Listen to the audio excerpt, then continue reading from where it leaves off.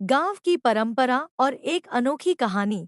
यह कहानी एक ऐसे गाँव की है जहाँ परंपराओं और अंधविश्वासों को बहुत महत्व दिया जाता था। वहाँ के लोग प्रकृति के तत्वों और जानवरों को देवता मानकर पूजते थे। विशेष रूप से सांप कोडोट गाँव वालों का विश्वास था कि सांप एक पवित्र जीव है और यदि कोई उसकी अवहेलना करता या उसे नुकसान पहुँचाता तो दुर्भाग्य उसके घर का रास्ता देख लेता। किसान और पारो। गांव में एक किसान रहता था जिसकी बेटी पारो अत्यंत सुंदर और नेकदिल थी। उसकी मासूमियत और पवित्रता के कारण पूरा गांव उसकी प्रशंसा करता था। उसकी शख्सियत में एक अजीब आकर्षण था। जो भी उससे मिलता वह उसका दीवाना हो जाता। पारो गांव की परंपराओं में विश्वास करती थी, लेकिन वह हमेशा अपने पिता से कहती कि मनुष्य को हर परंपरा और अंधविश्वास को तर्क के आधार पर परखना चाहिए, क्योंकि हर मान्यता सत्य पर आधारित नहीं होती। खतरनाक पल।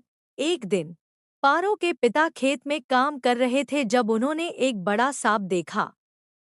वे डर गए और अपनी दरांती उठाकर उसे मारने की कोशिश की, लेकिन सांप घायल होकर झाड़ियों में छिप गया। जैसे ही यह खबर गांव में फैली, सभी लोग भयभीत हो गए। गांव के बुजुर्गों का मानना था कि यह एक देवता का अपमान है और यदि इसका प्रायश्चित नहीं किया गया तो गांव पर कोई बड़ी आपदा आ सकती है। अनोखा निर्णय।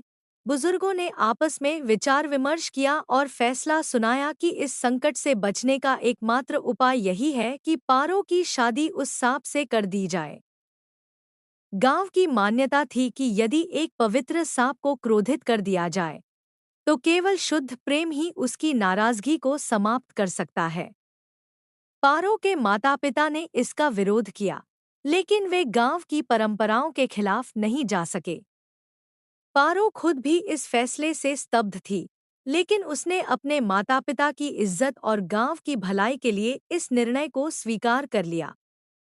शादी की तैयारी। एक बड़े पेड़ के नीचे विवाह की तैयारियां की गईं। पारो को दुल्हन की तरह सजाया गया और सांप को सोने के कटोरे में रखा गया। पूरा गांव इस विचित्र विवाह को देखने के लिए एकत्रित हुआ। पुजारी ने मंत्रोच्चारण शुरू किया और गांव के लोग हाथ जोड़कर खड़े हो गए। सभी उत्सुकता से इस असाधारण शादी के परिणाम का इंतजार कर रहे थे। चमत्कार।